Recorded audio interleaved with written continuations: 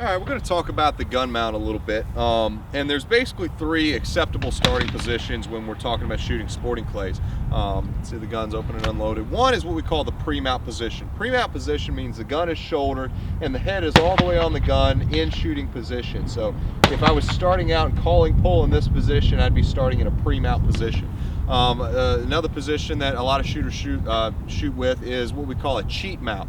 This is where the gun is shouldered, but the head is not in the shooting position. So we got the gun shouldered, the head slightly up, and what we'll do is we make a little shrug with the shoulder to bring the gun to the face.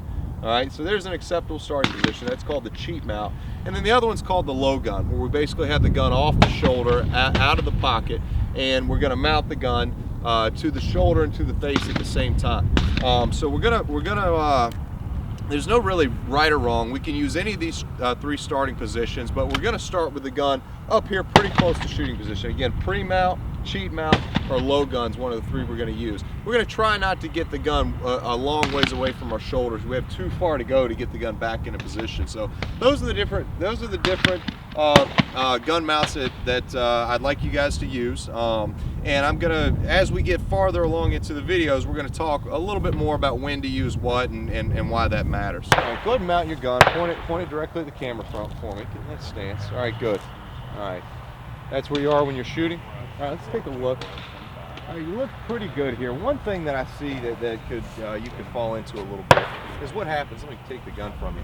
What happens is you're actually getting your head too far down on the gun, and your dominant eye, which is your left eye, your left-handed, is actually getting kind of behind the receiver. What we want our eye to be up on top of the gun. We don't want this gun obstructing our view of the target at all. What that actually will do, it'll promote your off eye, your right eye, to take over. So go ahead and mount the gun up. So just like, and what I want to see a little closer to the rib. Right.